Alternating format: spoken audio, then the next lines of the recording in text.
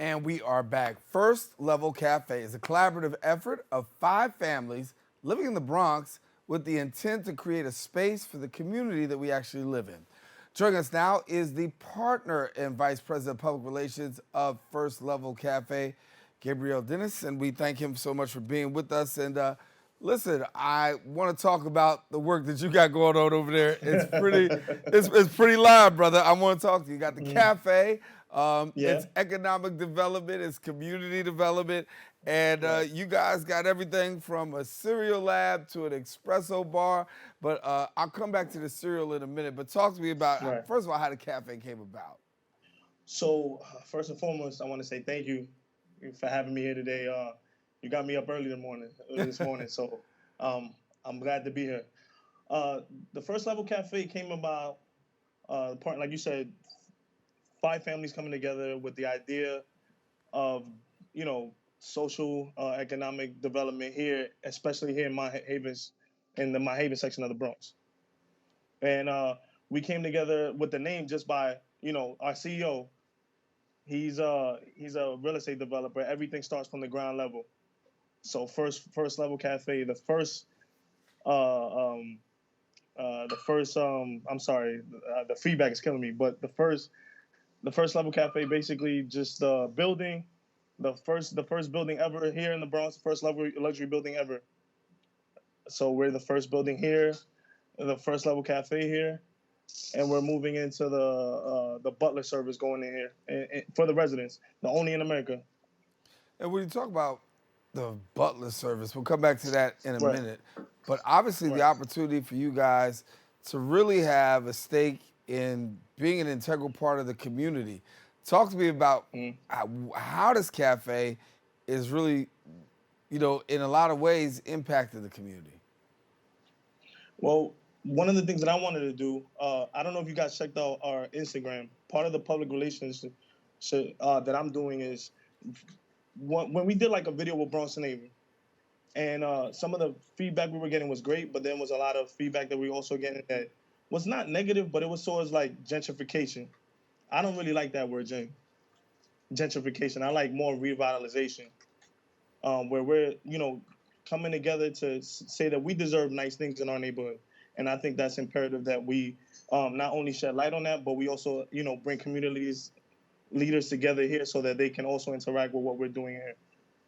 So you've got a unique situation here where Right. you got espresso bar, you got a cereal lab, Hmm. but from your perspective, what makes what you do unique?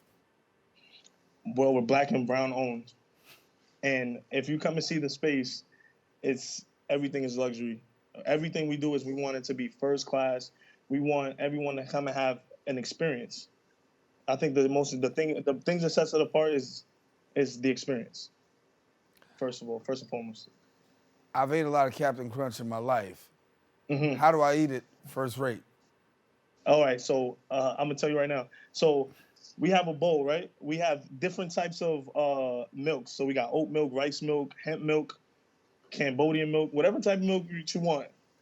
We have it here at First Level. We have 75 different brands of cereal here, and you can have whatever toppings you want, including ice cream. Hmm. And I want to talk about the white glove service that you have because you also have a white glove service. Explain to our viewers what Yes. the white glove service is about. So the white glove service is something that we're introducing into the luxury building. It's gonna be basically for and exclusively for the Arches residents.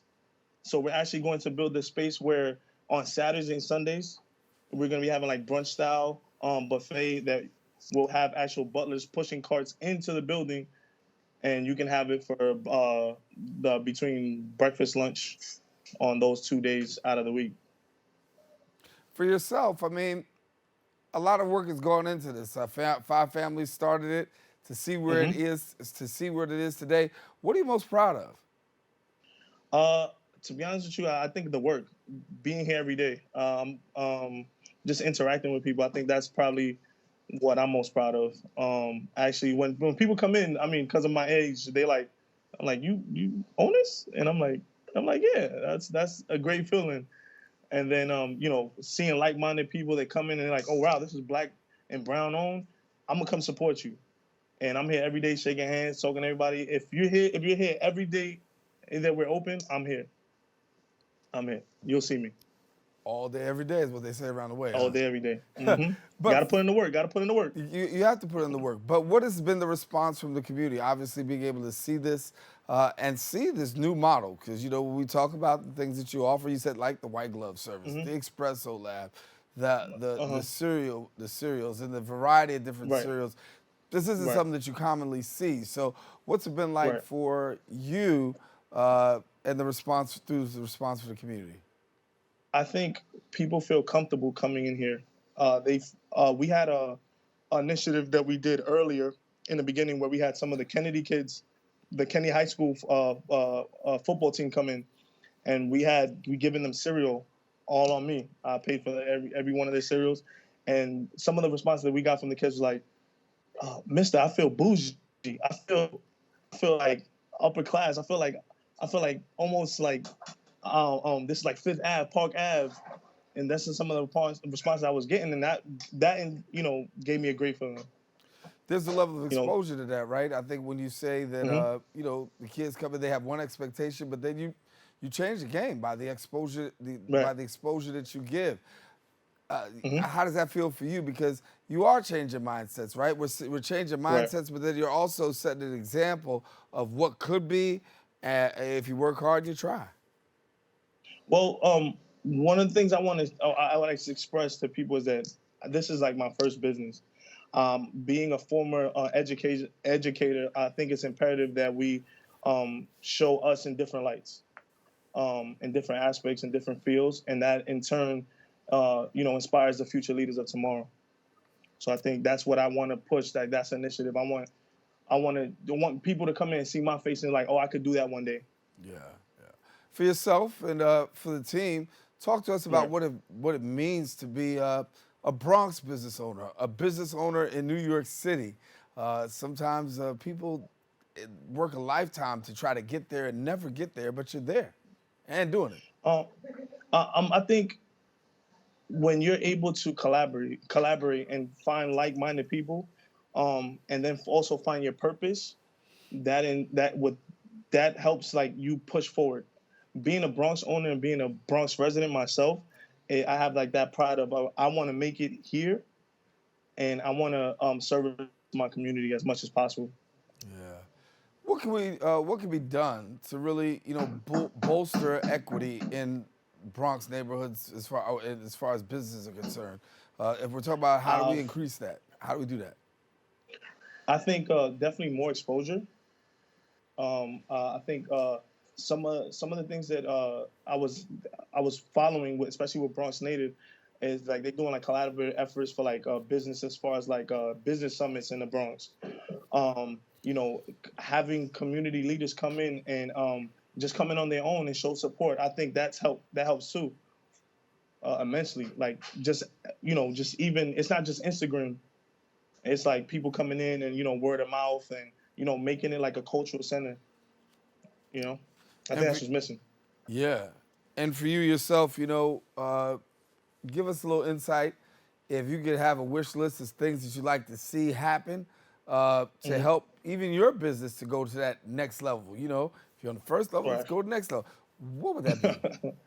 I think just more collaboration between business owners and the community leaders. That would be great. That's what I would like to see. One of the wish lists I have. I was actually at a mayoral event not too long ago. It was breaking bonds and breaking bread and building bonds. Excuse me. And I met a lot of people. Then I was able to network. I think that's the type of stuff that I want to see. Like maybe the mayor even come here and have one of our sandwiches or even a cereal. I know he's vegan, but I'll try to have something for him. Get that oat milk out, brother. Get that oat milk out. He'll be ready. Yeah, yeah, yeah. Listen, Gabriel, thank you so much for being with us, and again, much success to Thank you, thank you. the first level family and the first level cafe. For somebody that doesn't know Hmm. exactly where you're located, why don't you give the address? We're located in the Arches building, the first luxury building in the Bronx, 224 East 135th Street. Bronx, New York, 10451. All righty. Well, much success to you, my brother. I think the door's Thank you. knocking. Thank you. I appreciate it. Hey, good to see you, man. Take care of yourself. Oh, all right. You too. All Thank you for righty. having me. No problem. Gabriel Denis, who's the partner and vice president of public relations for the First Level Cafe. And if you get a chance again, stop by. I'm sure that you'll be uniquely surprised and definitely encouraged. Taking a quick break. We'll be back with more right after this.